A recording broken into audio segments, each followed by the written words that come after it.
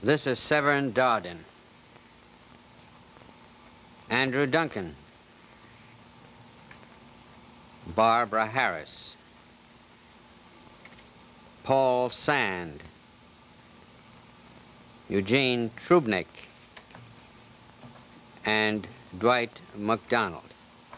Mr. MacDonald, who has been a guest on Camera 3 once before, is a staff writer for the New Yorker magazine, film critic of Esquire, and the editor of the recent book entitled Parodies, an anthology from Chaucer to Beerbohm and after. It is this very delightful book that gave us the inspiration to bring together Mr. MacDonald and these members of the cast of From the Second City, now playing on Broadway. Mr. MacDonald is a writer who has frequently called our attention to the absurd in our society, and the group are actors who improvise satirical comments along very similar lines. Dwight, we have a lot on our minds today with parody and satire and improvisation. How do you account for the growing delight that audiences take in all this irreverence? Well, I think it's extremely significant that a show like From the Second City should be playing now in a large Broadway theater and playing to very good audiences. And also that in London, about 8 months ago, another very similar review, satirical review, very highbrow one also, called Beyond the Fringe, yes. That this is a great success in London. It's coming over here, I think, in January. And I think this is part of the amazing growth of a sophisticated audience in the last, since the war, since 1945, as is shown in the growth of quality paperbacks. Today's paper, for instance, said that there were 1 million paperbacks were sold a day last year, and most of these of the quality kind. Also, in England, the tremendous circulations of extremely high-level Sunday newspapers, the Sunday Times and the Observer, who have almost 1 million circulation. Well, granted the emergence of the audience, whence the talent? Well, I think the talent comes, in both of these cases, the talent certainly comes from universities. Ours did. We were from the University of Chicago, for example. Yes, yes. And in the case of Beyond the Fringe, it comes from people around Oxford and Cambridge. And for the record, you predate Beyond the Fringe. Yes, we do. We were the first, I guess, to start the whole business here in this country, and they picked it up from us, we understand. And did this cozy group and the other members of the cast work together, Gene? Oh, yes. We all work together in creating our material and performing it after it's created. In fact, you began how many years ago? At the, 6 years ago. 6 years. It was I think this all. What's the name of the place? The Compass was the first place. It all brings to mind the fact that for some time now, as we all know, there's been a growing trend in our country towards togetherness. But it's only been very recently that this has taken a form that might be called canned togetherness, which is to say, phonographically speaking, these days, should you have the desire, you can sing along with Mitch or act along with Cesar Romero. And we feel that something like this will probably be the next logical step, and that is a record that will allow you to take a long-playing friend into your home.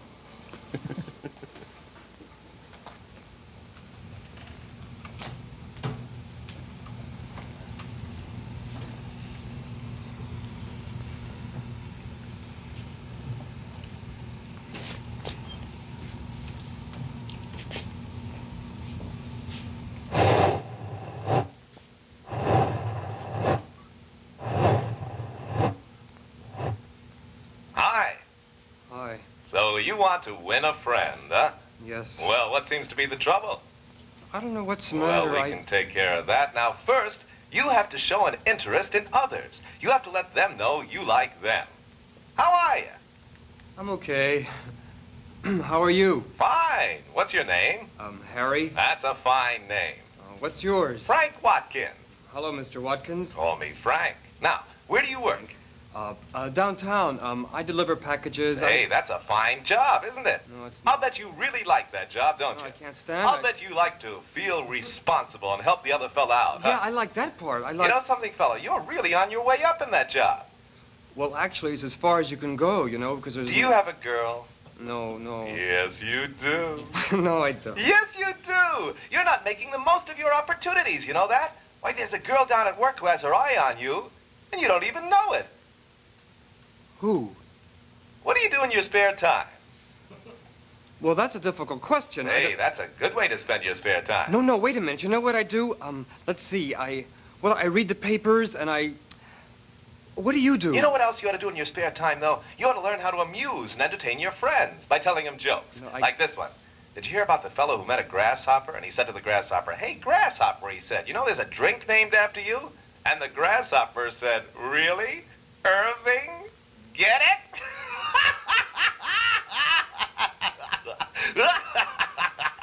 All right, fella. Now it's your turn. You tell us. No, I can't. I'm no good at that, you know. Oh, yeah. Uh-huh. Oh, yeah. Well, wait a minute. I know one. Oh, yeah. I know one. Uh-huh, yeah.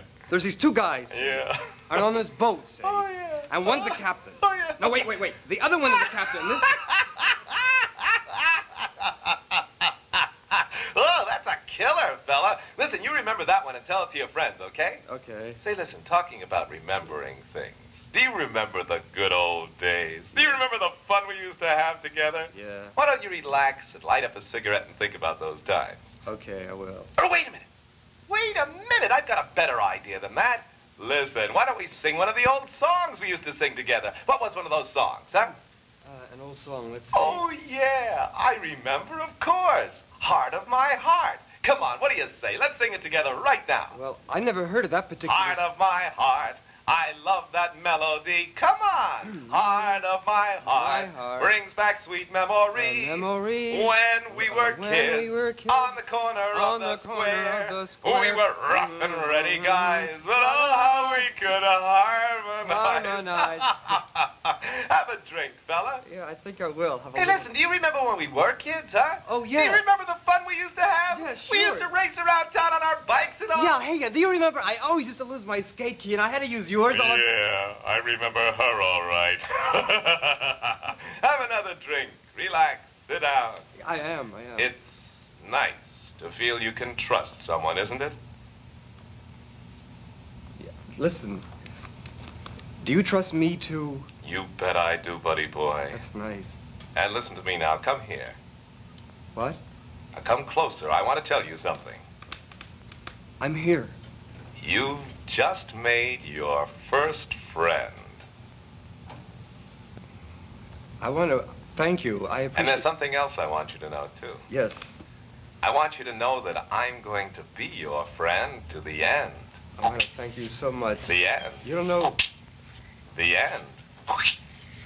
The end. The end.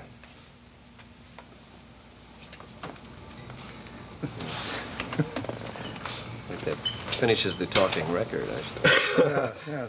Andrew, how do you get your targets? Is it a Well, endeavor? a lot of them come out of the audience, working with an audience, taking suggestions and so on. They seem to be suggesting a lot of contemporary things, topical things from the headlines and so on, and we, of course, have to keep up with them. And some of the ideas come from the group itself. They want to... they're mad at something, or they have some beef about society or something along the lines of what we were talking about before, the absurd and so on. And they come in with the idea, and we improvise on it. Yeah, now, as a matter of fact, I was going to ask you about this improvisation. It's quite striking how that in the theater and the cinema, in the last few years, that improvisation becomes so important. The cinema that I happen to know, especially about, I can think of American films like Shadows and Pull My Daisy, and of course this marvelous recent French film called Breathless. There seems to be a great deal of that there. And how did you all begin this? This was way back, of course, in the Compass, I suppose, this improvisation. Well, we were at the University of Chicago, and there was a fellow named David Shepard, who's now in New York, and his idea was, of course, a kind of theater of the people, kind of working man's theater, and where we'd get together in a nightclub or a cabaret type thing and put on certain type scenarios, which were just outlined. And from these scenarios, maybe varying from 8 to 18 or 25 scenes, we do little works on contemporary topics. We had some on How to Catch a Taxi Evader, or The Fuller Brush Man, or The Minister's Daughter, and thing called the game. And did you guide yourself to some extent by the reaction of the audience? Very much, I think.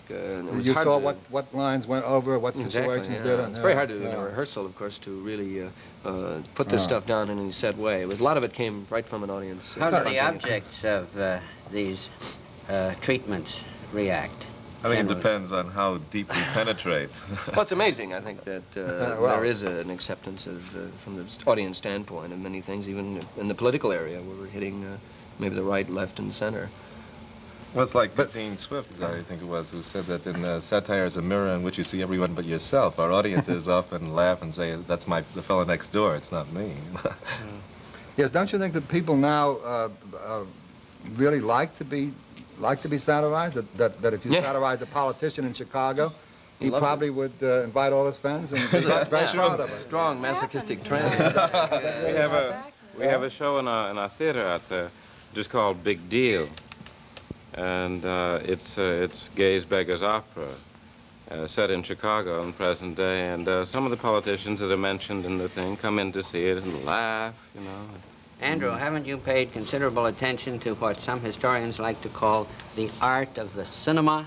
Yes, we have. As a matter of fact, right now, in cooperation with the great film society, Pro Cinema Antiqua, we'd like to turn to the work of the great Swedish film director, Ingmar Bergman, known here in America, of course, as Ingo. Mr. Bergman has been accused by certain crass film critics of an overuse of symbolism and other confusions. We feel that he's reached perhaps a newer and higher reality, and we leave it up to you to decide, of course. In this, we'd like to show you now a seldom exhibited work of his called Smiles of a Virgin Magician. Good title.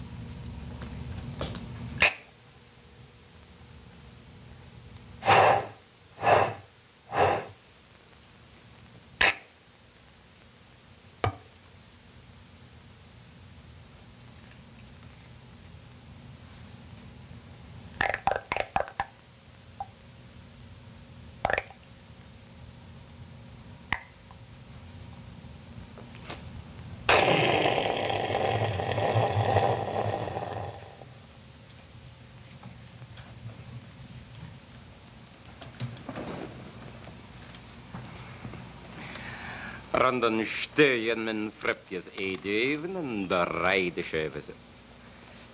Even de je. Even de je. Zo de je. Randan frigedikten zachte zij.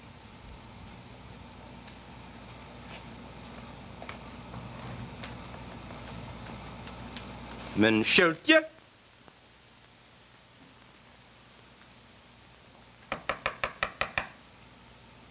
Kom in.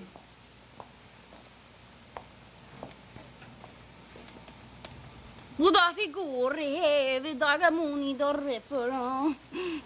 Nagerwiffen min goda näva. Beiden sköld mit Eldesmann gehäppt, ja. Onken has in de brongen borskaderie, mamma, jag vet. En den vrije min skredeste. Fe. Ja, fe. Aha. En pris. Nee, dat kan echt. Daar. Ga du la in. Oh, schakmat. Gertrude.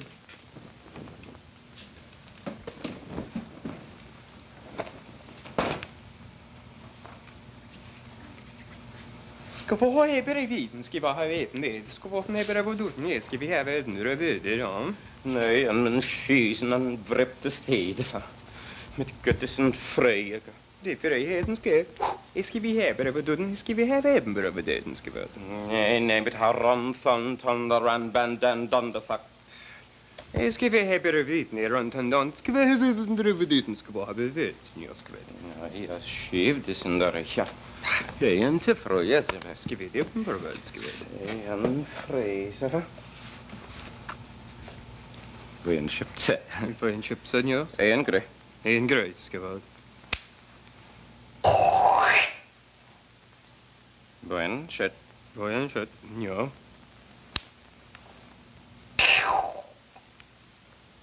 Chronoklaste. Det kan du klaste. Ja, chronoklaste. Jag ska vara här bredvid din. Ska vi ha med En skedes efter. How ska vi ha bredvid? En skedes efter draka. Ja, jag ska vara hovet. Det är bra.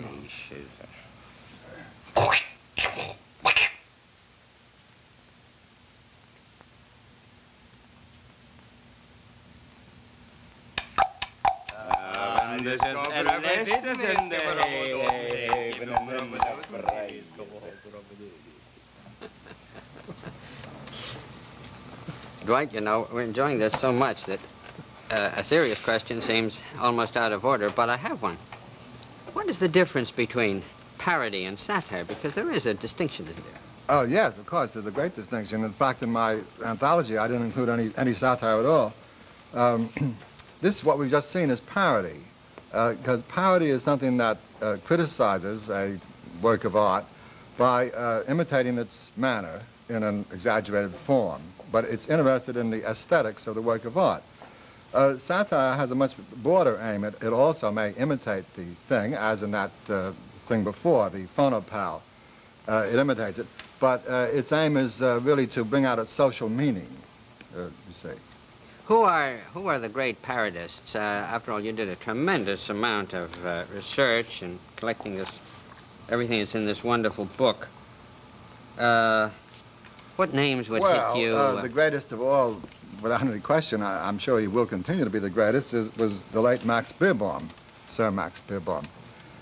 His Christmas Garland, collection of about 12 parodies, is the greatest thing ever done. One perfect bullseye after another. Yes, and then before that, you don't have very much really. The first great one in our language is Chaucer's Tale of Sir Topas. And that's extremely good. And then for about 300, 400 years, you have really very little. Would you class Don Quixote? Until the 19th century. Don Quixote as a... Oh, no, that's a satire. That is, oh, yes, that is of more course, than a yes, satire. that's exactly the point, yes. How about our time?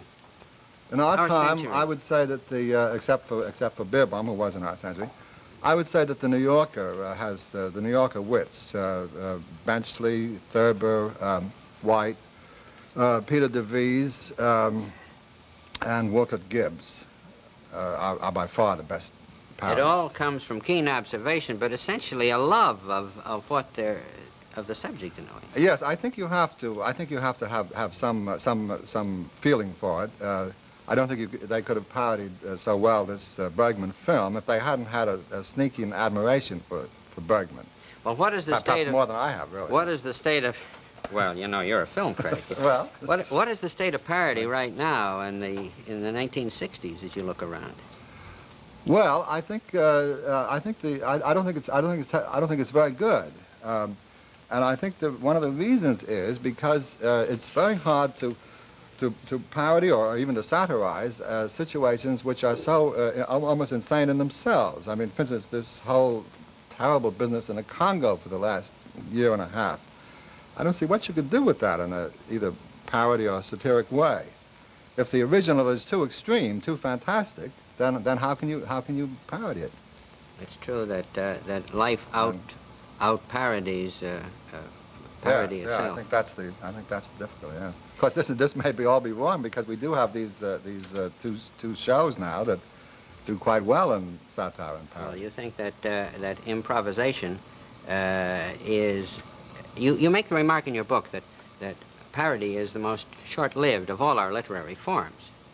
Yeah. And well, it's short-lived. Much of it is short-lived because the objects of the parody become forgotten. Half the ones in Beerbohm's book, for instance, half the writers are no longer read. Yes.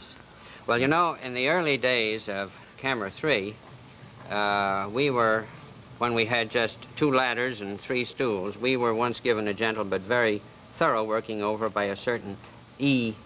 Kovacs. But generally speaking, television seems to take itself a little too seriously for self-parody.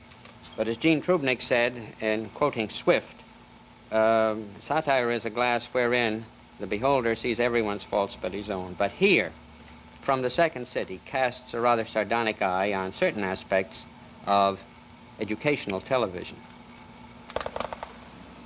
Good afternoon. Channel 26, your educational television station, brings you its exciting, lively, topical program entitled Youth Ought to Know.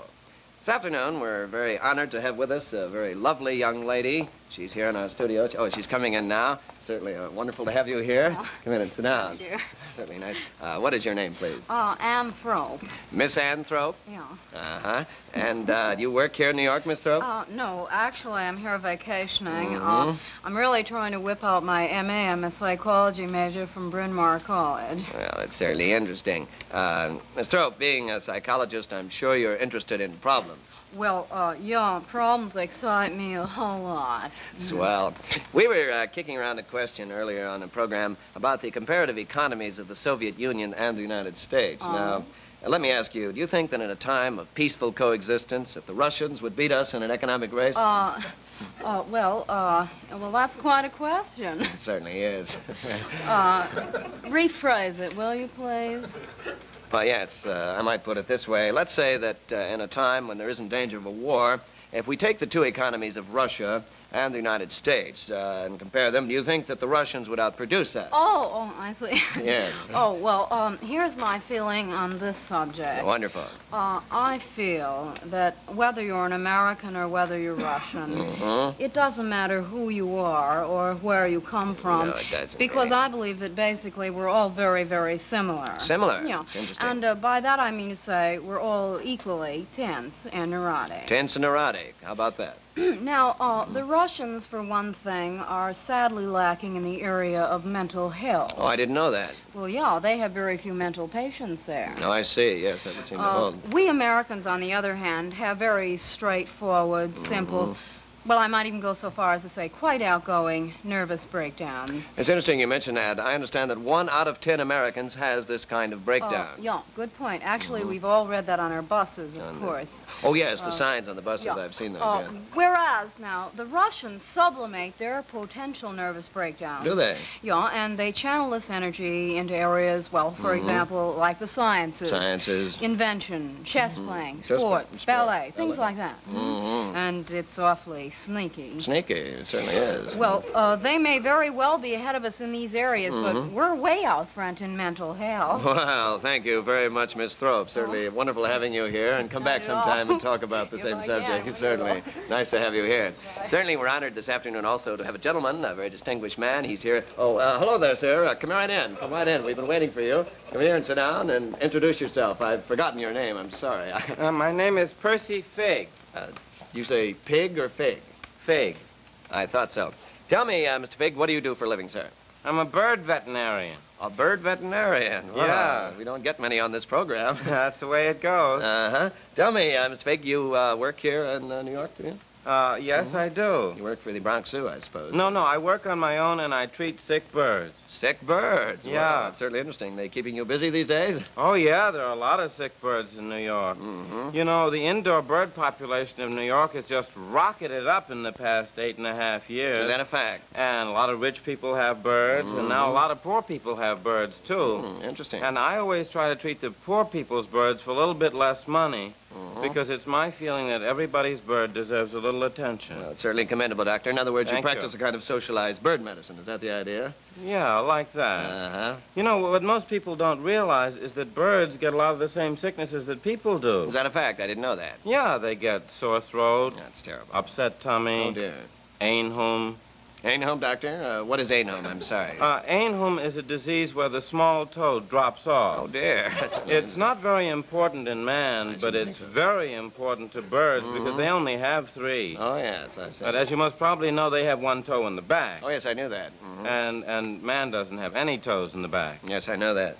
I know that, yes. Yeah, well, it's no reason for feeling inferior. Oh, well, I don't, Doctor, no. Oh, I had a very interesting case last week. Oh, well, tell us about it, Doctor. We have a little time. Well, there was this peacock. A peacock? Yeah, and he couldn't get his tail down. Oh, dear. That's You know, I mean, like it was up there for 3 weeks. Boy, oh, boy. And he was terrified and sore. Sore, I bet he was. Yeah, and we gave him one of the newer tranquilizers, and that tail came right down. Wonderful. If you could have seen the look of relief on that bird's face. It was marvelous. Oh, well, that's quite a tale. Tell me, Doctor, being a bird doctor, I'm sure you're interested in the question of fallout.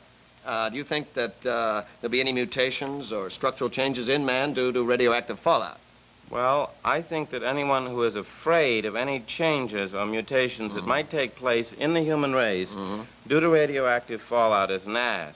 Oh, Doctor, we're on television. Would you mind rephrasing that, please? A jackass. A jackass. Why is that, sir? Well, man, is a race, like you and me and the Russians and Generally everybody. speaking, yes. Yeah, well, we've created this horrible bomb. Yes, we have. That's capable of destroying the entire...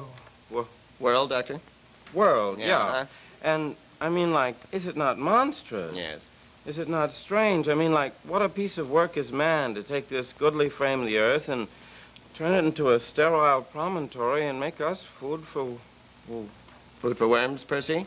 Worms, yeah. And I feel that in creating this bomb, man has become such a hideous monster that any change is bound to be a change for the better. Well, thank you very much, Doctor. It's certainly interesting. Be sure and tune in next week when we have an interesting panel show for you. A distinguished group of people from the State Department are coming on our show. An interesting new program entitled, What's My Foreign Policy?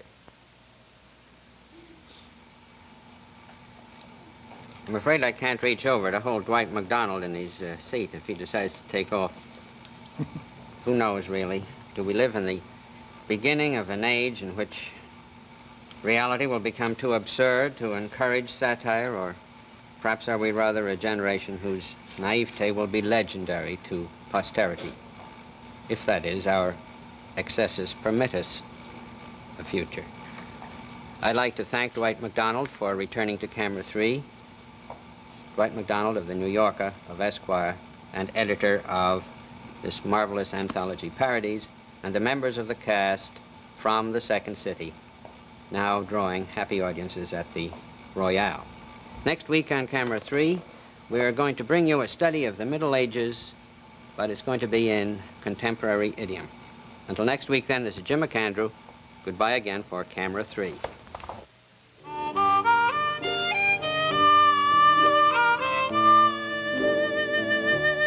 Barbara Harris, Severn Darden.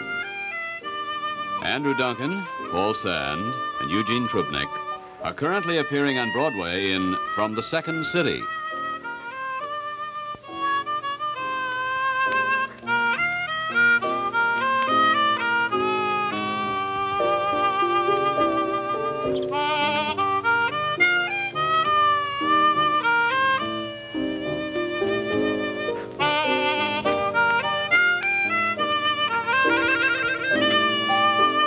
Camera 3 is presented in cooperation with the New York State Education Department. This has been a presentation of the Public Affairs Department, WCBS-TV in New York.